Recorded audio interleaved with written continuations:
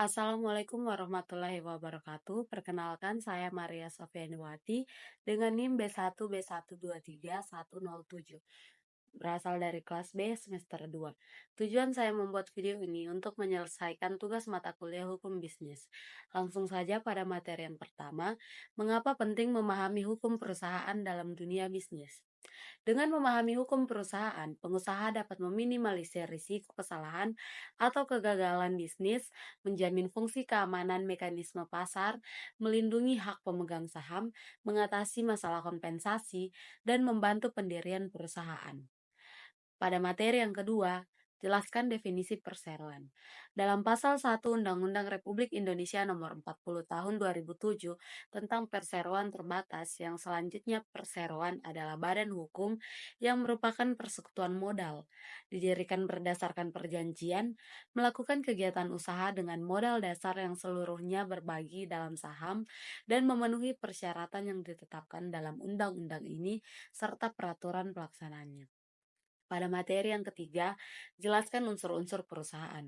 Unsur-unsur perusahaan terbagi menjadi 5, yaitu yang pertama, badan usaha yang menjalankan kegiatan perekonomian dan mempunyai bentuk tertentu seperti UD, FA, CV, BUMN, dan koperasi. Yang kedua, kegiatan dalam bidang ekonomi seperti perdagangan barang dan jasa. Yang ketiga, secara terus-menerus atau kontinu dan tidak insidentil.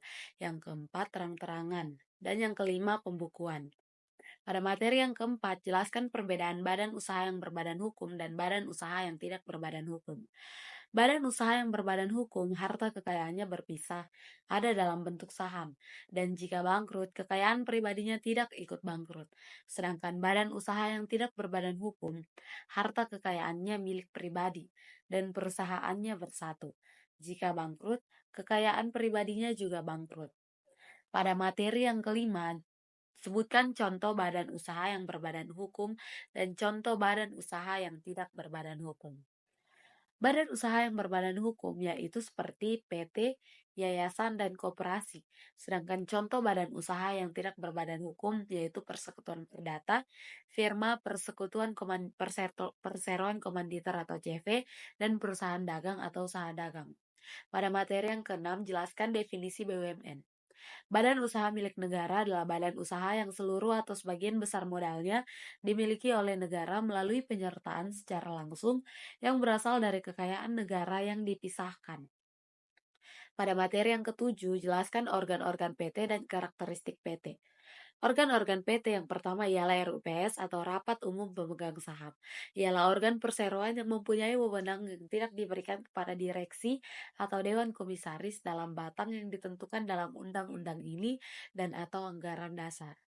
Yang kedua ada direksi. Direksi merupakan organ perseroan yang berwenang dan bertanggung jawab penuh atas pengurusan perseroan untuk kepentingan perseroan.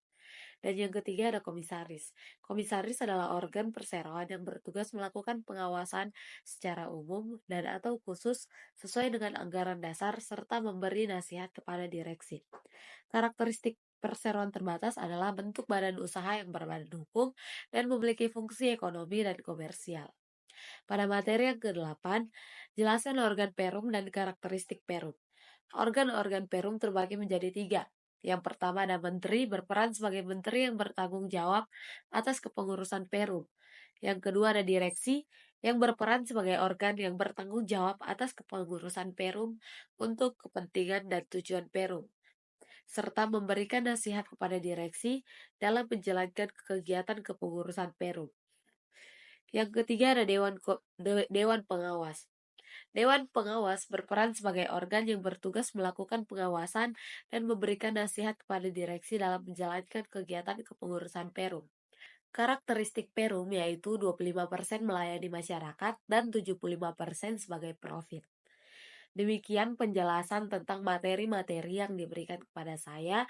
Jika ada kesalahan kata, saya mohon maaf dan saya ucapkan terima kasih.